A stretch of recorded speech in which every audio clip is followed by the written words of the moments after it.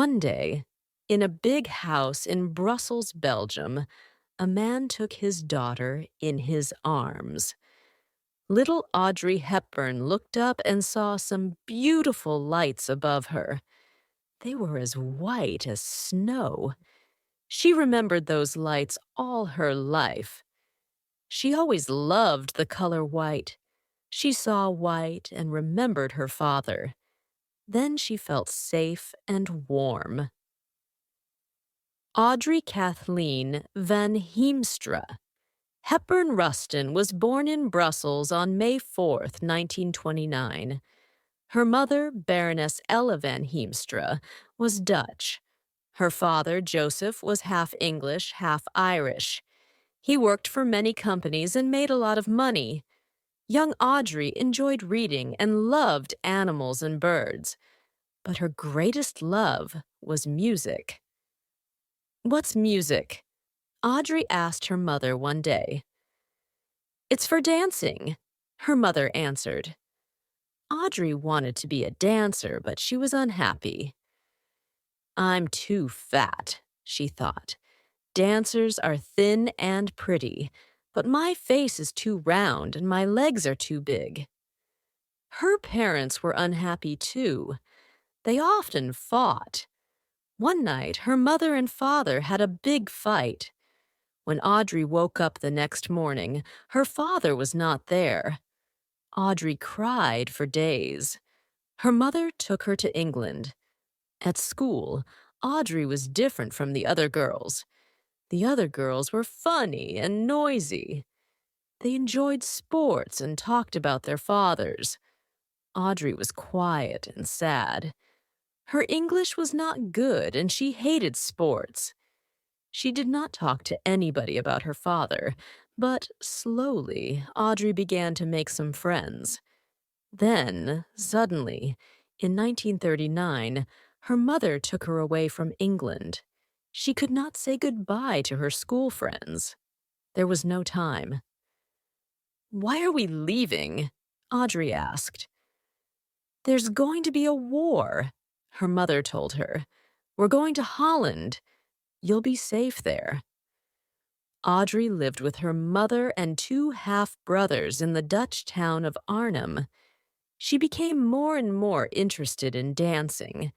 At the age of 10, she wanted to be a world-famous ballet dancer. But one morning, Audrey's mother came into her bedroom. "Wake up," she told her daughter. "It's war." In the early days of the war, Audrey did not leave school or stop dancing. Then, one day, the Germans sent everybody out of the town. Outside, in the country, there was very little food. Audrey and her family had to dig vegetables in the winter from the hard ground. When the war finished, Audrey was very thin and weak. People from the United Nations came to Arnhem and gave the children milk, sugar, and chocolate. Audrey never forgot them. Audrey and her mother moved to Amsterdam after the war. Her mother became a cook. She was not rich, but she paid for Audrey's dancing lessons. Audrey had the best dancing teacher in Holland. Then, when she was 17, she had a small part in a travel movie. The director loved her happy face. He said, "A little sun is shining in her eyes." In 1948, Audrey and her mother moved to London. Her mother worked in a flower store. Friends gave them some money, and Audrey went to the Ballet Rambert. This was the most important ballet school in London. Audrey worked hard at her dancing.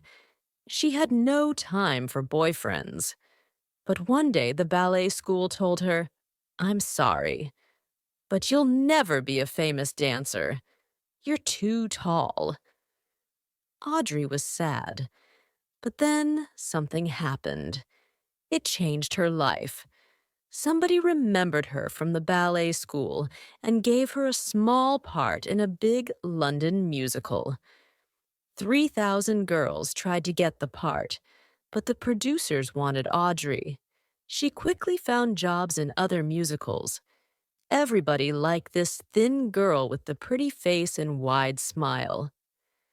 I was not a great dancer, Audrey remembered later. I threw up my arms and smiled. That's all. When Audrey was 20, her photo was in many magazines. She had small parts in 3 cheap movies, and she was a cigarette girl in the famous movie The Lavender Hill Mob, 1951. One evening, she went to a party and met a rich Englishman. James Hansen fell in love with Audrey. He wanted to marry her and take her to his home in the north of England. Audrey loved him too. He was strong and rich, and she felt safe with him. But there was one big problem. She wanted to be in movies, and the theater too. "I don't want to get married now," she told him. "Let's wait."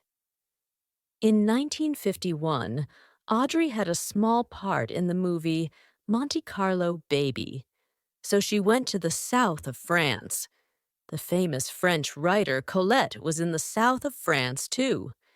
She wanted to find a girl for the Broadway musical of her book, Gigi. When she saw Audrey, with her thin arms and legs, long dark hair, and big pretty eyes, she said, "She is Gigi, half woman, half boy. Wonderful." Audrey was excited but nervous. "I can't do that," she told the great writer. "I'm a dancer, not an actor." But Colette did not listen. She called New York and said, "Stop looking for Gigi. She is here." Audrey was wonderful in Gigi, but she did not get too excited. "After Gigi, I'm going to marry James Hansen," she told the newspapers. But then something happened, and James had to wait again. A Hollywood movie producer remembered Audrey from one of her early English movies. He wanted her to be a princess in a big new movie, Roman Holiday. Audrey could not say no. After she finished Gigi, she flew to Rome. The most important actor in the movie was Gregory Peck, and Audrey was nervous. This was her first big movie, and Gregory Peck was world famous. "Maybe he won't like me," she thought, but she was wrong. He was nice to her and helped her. It was the hottest summer in Rome for years, and the work was not easy. But Audrey was happy and friendly with the other actors. Everybody liked her. Roman Holiday opened in London on August 20th, 1953. In the movie, Audrey is a princess, but she does not wear expensive clothes or eat inexpensive restaurants. She wants to see Rome and eat ice cream in the street. She wants to be the same as the other young girls in Rome. The movie made Audrey world famous. Young girls everywhere wanted to dress in the same way as her. Now she wanted to be in movies all the time. She was not ready to be James Hansen's wife. James was sad, but he understood. They stayed friends. Audrey's next movie was Sabrina. Hubert de Givenchy of Paris made her clothes. "A woman does not wear a dress," he told her. "She lives in it." He became her friend for life.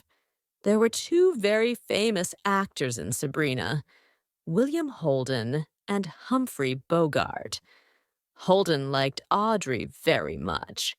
Bogart did not like Holden, so he was unfriendly to Audrey too. "Don't be sad. Nobody likes Bogart," Holden told her. "He's unfriendly to everybody." Holden fell in love with Audrey. He wanted to leave his wife and marry her. "She was the love of my life," he said later.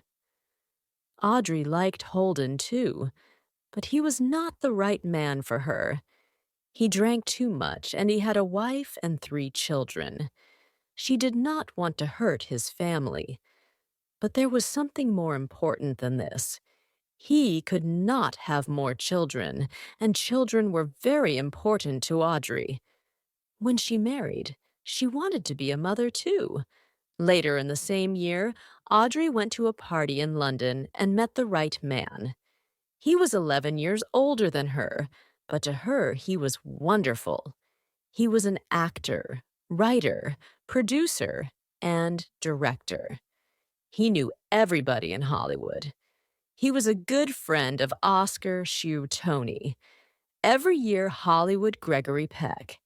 He was intelligent, and he could speak many languages. He had a warm and friendly face. His name was Mel Ferrer. In September 1953, there was a photo of Audrey on the front of Time magazine. "She shines with fire in her beautiful eyes," the magazine wrote. The world was in love with Audrey Hepburn, but Audrey was only in love with one man. She wanted to be with Mel Ferrer all the time. He produced a play for her on Broadway, Ondine, and she acted in it with him for 6 months. People liked Ondine, and Audrey acted beautifully. She won an Oscar for Best Actress in Roman Holiday. 3 days later, she won a Tony for Best Actress in Ondine. These were exciting times for Audrey, but she was very tired. She had to have a vacation, so she flew to Switzerland. She loved Switzerland. She felt safe there, away from the people and noise of the big cities. She could see white mountains from her windows. Maybe she remembered more than 20 years before. A little girl in her father's arms with lights as white as snow above her head. On September 25th, 1954, she married Mel Ferrer in Switzerland. She became pregnant and stopped making movies. Sadly, she lost the baby. She was very unhappy, but Mel was strong. He loved her and was very nice to her. After that, she wanted to be in movies with her husband. She acted with him in War and Peace, 1955. Then she made Funny Face, 1956, with the famous dancer Fred Astaire. Mel was not in this movie, but he was near her in Paris. Audrey enjoyed dancing with Fred Astaire. It was a happy musical with beautiful clothes by Givenchy. In 1956, Audrey made another movie in Paris, Love in the Afternoon, with Gary Cooper. This time, Mel could not be near her. He was in the United States, so he sent her a new friend, a little dog. Audrey loved the dog. She took him everywhere and gave him the name Mr. Famous. The next year, 1957, Audrey did not make any movies. Mel worked in Spain and Mexico, and Audrey went with him. She cooked for him and helped him with his work. A lot of people in Hollywood were angry with Mel and did not like him. To them, he was her boss, more than her husband. They wanted more movies with Audrey in them, but Audrey was happy. It was maybe the happiest time of her married life. She had no telephone. She was away from everybody and near Mel. This was important to her. Because next year, she thought, I'm going to work in Africa without him. Audrey went to Africa in January 1958 with her dog and began work on the nun's story. It was very different from her other movies. There was no love story, no music. There were no funny conversations, and no Givenchy clothes. In the movie, Audrey was a nun, Sister Luke, and she had to wear nun's clothes. The camera could only see her mouth and eyes, but she was more than a pretty face. She was a great actress, too, and people loved her. But great actresses sometimes make mistakes. When Audrey came back to the United States, she was a bird girl in Green Mansions. It was her worst movie. People laughed at it, and this made Audrey sad. She was sad because she made the movie for love. Mel was the director, and he never directed a Hollywood movie again. This was a bad time for Audrey. After Green Mansions, she became pregnant again. Mel wanted her to stay at home, but she went to Mexico. In the middle of the movie, The Unforgiven, she had an accident. She fell off a horse and lost her baby for the second time. Mel was nice to her, and Audrey felt very bad. "I'm sorry," she said to him. "I won't be stupid again." Sometime later, Alfred Hitchcock, the famous director, wanted Audrey to be in his next movie, a big, expensive Hollywood movie. He sent her the story, and she read it. "What do you think?" Hitchcock asked. "Will you do it?" "I'm sorry," Audrey told him. "I don't like the story. It's not for me." Hitchcock was very angry with her. He made a different, cheap, black and white movie with no world-famous actors. "This will be a bad movie," he thought angrily. "It will lose money, and I'll never speak to Audrey Hepburn again." He was wrong about his new movie. Its name was Psycho. But he was right about the second thing. He never spoke to Audrey again. Audrey did not think about Hitchcock very much. She was happy because she was pregnant again. "I won't be stupid this time," she thought. Hollywood wanted her to be in a new musical, West Side Story, but she stayed quietly in Switzerland. She did not want to lose a third baby. In January 1960, Audrey had a baby boy, Sean. After Sean was born, Audrey stayed at home with him. She was happy in Switzerland with her baby son and her little dog. That day, she went for long walks in the snow. In the evening, she sat by the fire and read. Then one evening, she read a story by Truman Capote. Its name was Breakfast at Tiffany's. Audrey wanted to do the movie, but she was nervous about the story. She usually played nice girls, princesses, dancers, nuns. But the girl in Breakfast at Tiffany's is not nice. She leaves her husband and goes to New York. She's friendly with bad people. Audrey was also nervous because Truman Capote did not really want her in the movie. He wanted Marilyn Monroe. "Maybe the part isn't right for me," she thought. The director, Blake Edwards, visited Audrey in Switzerland. "It is the right part for you," he told her. "You're one of the 5 biggest actresses in the world. You can do anything. It's time to do something different and dangerous. Yes, Holly's a bad girl, but behind her expensive clothes and dark glasses, she's only a child." Audrey made Breakfast at Tiffany's in New York, and it came to the movie theaters in 1961. She's a European princess. She can't act the part of a poor American horse doctor's wife. some people said. But most people liked the movie very much. In her dark glasses and Givenchy clothes, Audrey was beautiful, crazy, and funny, and they loved her when she sadly sang Moon River at her bedroom window. Audrey began to have problems after breakfast at Tiffany's. Mel was not happy. Audrey's becoming more and more famous, he thought. Maybe she doesn't love me. Audrey had other problems, too. She was a school teacher in The Loudest Whisper with Shirley MacLaine, but the movie was not successful. It was boring, people thought. One day her dog, Mr. Famous, ran into the road. A car hit him and he died.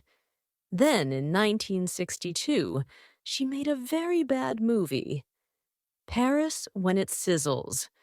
William Holden was also in the movie. He fell in love with Audrey and Sabrina, and he was in love with her 10 years later. He could not forget her, and he drank. In the evenings, Audrey often went to dinner with her old friend Givenchy. She told him about Mr. Famous and her problems with William Holden. But there's something worse than that, she said sadly. Things are not good with Mel and me. After Paris, when it sizzles, Audrey became happier.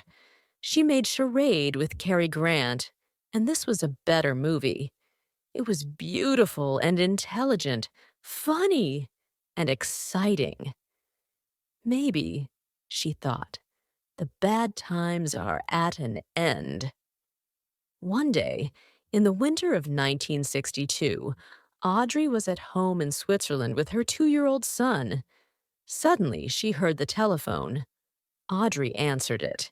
"Are you sitting down?" Somebody said from Hollywood.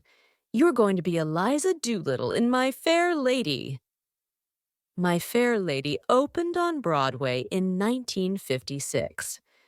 Rex Harrison was Higgins, and Julie Andrews was Eliza Doolittle. It became the most successful theater musical of all time. Everybody wanted to see the same actors in the movie, but Jack Warner, the producer, had other ideas. He was happy with Rex Harrison, but he wanted a more famous actress for Eliza. He wanted Audrey Hepburn. In the beginning, Rex Harrison was very unfriendly to Audrey because Julie Andrews was not in the movie. He was also unhappy about money. "Why are you paying Audrey $1 million?" he asked the producers angrily. "My part is more important, but you're only paying me $250,000. Audrey found an answer to this problem. She bought Rex a red bike, and they became good friends. But she could not buy red bikes for everybody. The newspapers also wanted to see Julie Andrews in the movie. Audrey felt sorry for Julie. "But what can I do?" she thought. "The producers want me, and I really want to be Eliza. I can't say no." Work began in August 1963, and it was not an easy time for Audrey.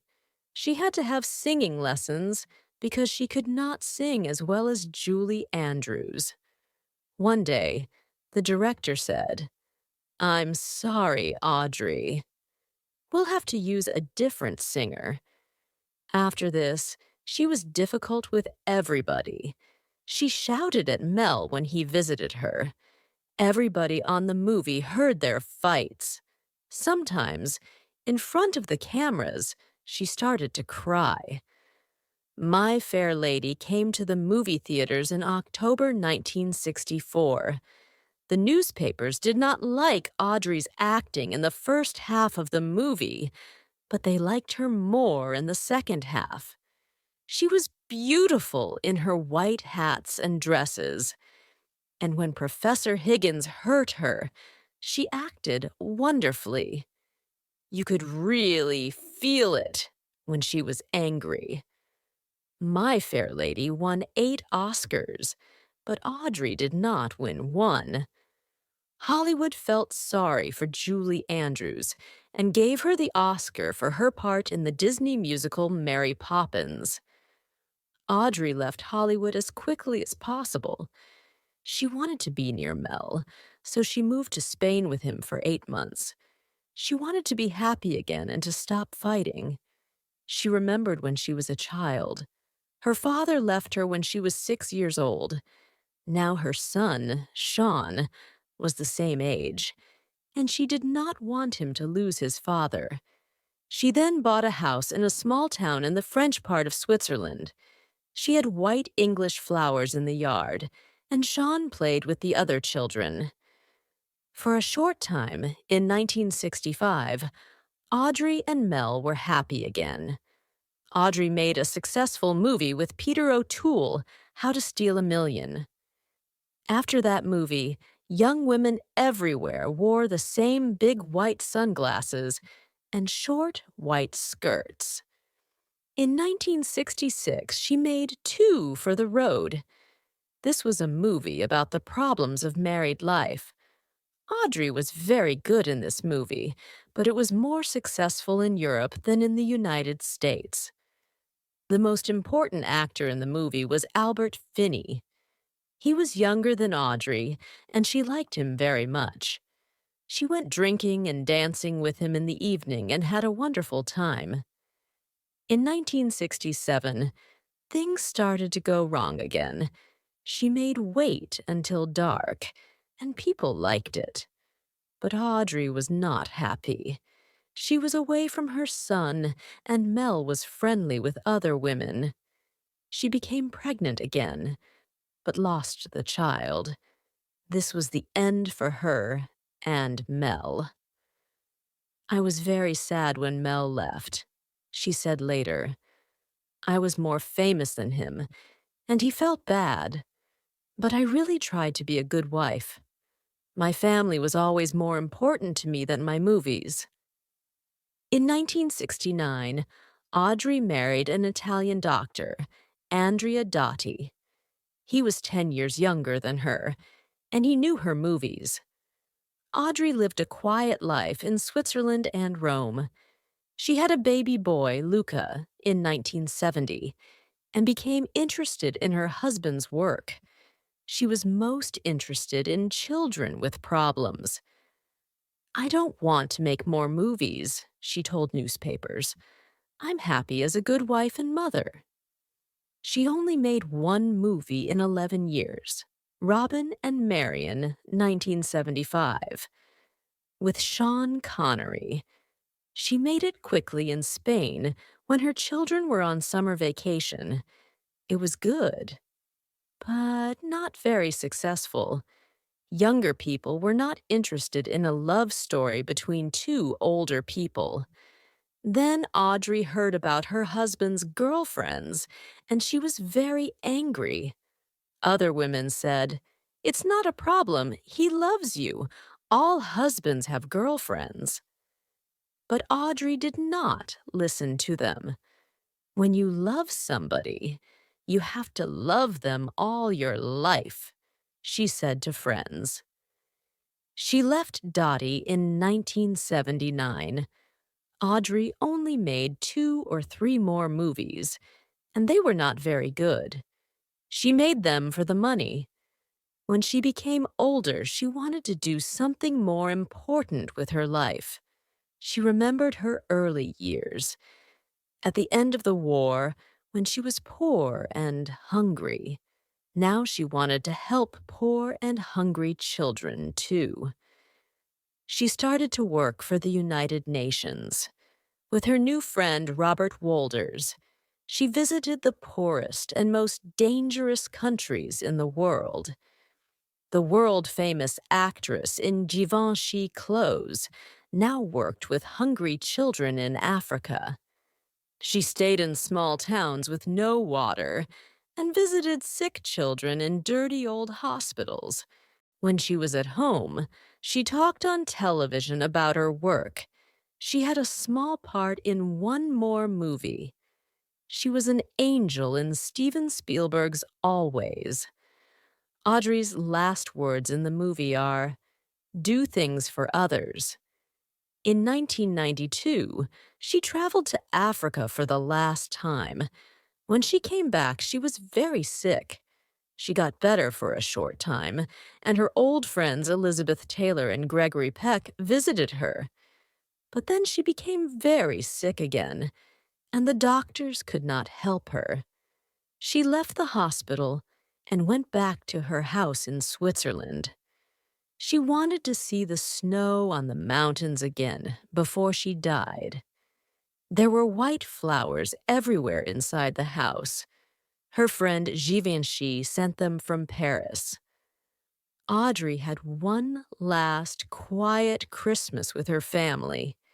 Before they carried her upstairs to bed, she looked at everybody. "This was the best Christmas of my life," she said. On January 20th, 1993, Audrey Hepburn died. She was 64. Mel Ferrer and Andrea Dotti came to the church near her house and said goodbye. Elizabeth Taylor said, "God has a beautiful new angel now." The ground outside the church was white with snow and flowers.